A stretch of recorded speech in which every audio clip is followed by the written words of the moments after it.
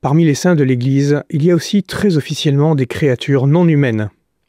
Ce sont les anges et les archanges que nous fêtons le 27 septembre, avec en particulier les saints Michel, Raphaël et Gabriel. C'est une fête ancienne qui remonte au 5e siècle et qui correspond à la date de la dédicace d'une basilique romaine dédiée à Saint Michel.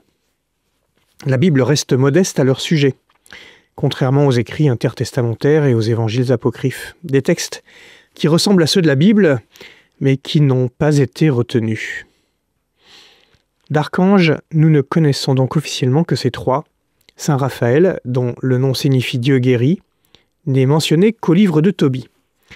Saint Gabriel, dont le nom signifie Dieu est ma force, aide le prophète Daniel à interpréter ses songes et il est l'annonciateur de la naissance de Saint Jean-Baptiste et de Jésus dans les évangiles. Et Saint Michel, dont le nom signifie qui est comme Dieu, ? Il est le chef des armées célestes, du livre de Daniel et de l'Apocalypse, celui qui met une raclée aux anges rebelles, disciples de Satan. Mais on sait qu'ils sont très nombreux. Des myriades de myriades, dit la première lecture de la messe du jour dans le livre de Daniel. Leur fonction est dans leur nom.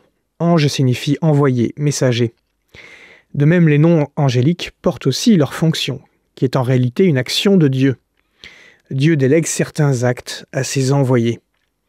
Ils sont aussi membres des chœurs célestes et se tiennent jour et nuit devant la face du Seigneur pour chanter ses louanges. Ils assistent Dieu dans son œuvre de création, en tant qu'ils participent à la providence divine exercée dans le bon fonctionnement de l'ordre créé. Ils veillent aussi sur le déroulement de l'histoire du salut. Les archanges sont les premiers dans l'ordre d'importance des créatures spirituelles, car ils remplissent les fonctions les plus importantes. On peut ainsi dire qu'il existe une écologie angélique définie par la mission et la hiérarchie de ces créatures non humaines. Or, on trouve une tendance gnostique chez les chrétiens à faire des anges des êtres supérieurs aux hommes.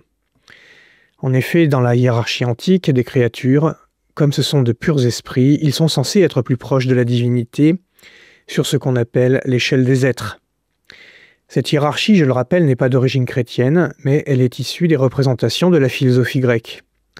La perfection pour le chrétien n'est pas dans l'absence de corps, mais au contraire, dans le fait d'être un esprit et un corps matériel en même temps.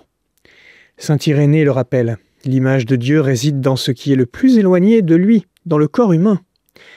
Dieu a choisi, en s'incarnant, non seulement de partager la condition matérielle en vivant une vie humaine, mais aussi d'incorporer la matière en lui, de la diviniser, de la sanctifier.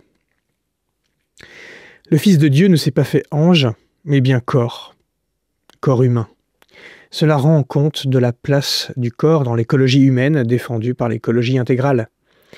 C'est ce qui fait enrager les démons. Ils éprouvent une jalousie sans borne envers l'être humain pour n'avoir pas de corps et de ne pas être les rois de la création. Non serviam, les démons ont-ils déclaré face à Dieu, de manière irréversible, je ne servirai pas. La vocation des anges est le service de la vocation humaine dans la création, au service du salut destiné à la famille humaine. C'est pourquoi on oppose aux anges du Seigneur les anges rebelles qui n'ont pas accepté le plan de Dieu sur la création, plan du salut qui positionne l'être humain comme pivot et axe de ce projet. C'est encore pourquoi le monde est traditionnellement conçu comme le théâtre d'une guerre spirituelle et cosmique qui oppose les forces sataniques aux forces angéliques dans l'esprit des batailles des livres apocalyptiques dans la Bible, comme celui de Daniel ou celui de l'Apocalypse, qui servent de première lecture au choix pour la messe du jour. L'enjeu est certainement le salut des âmes, mais pas que. Les forces du mal se déchaînent contre la création elle-même, pas uniquement contre l'être humain, parce que la création porte en elle le reflet de Dieu.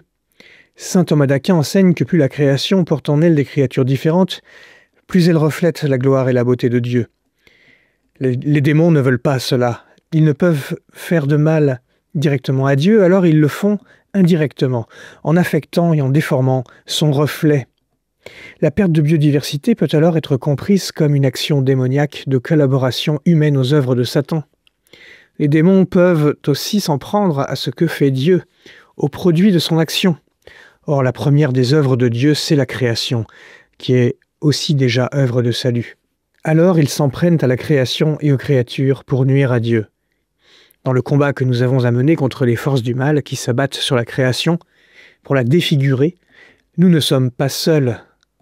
Dieu envoie ses anges pour nous soutenir et soutenir notre engagement de gardiens de la maison commune, car c'est aussi leur mission, d'anges, recteurs de la création, que de la guider afin qu'elle prenne soin de nous.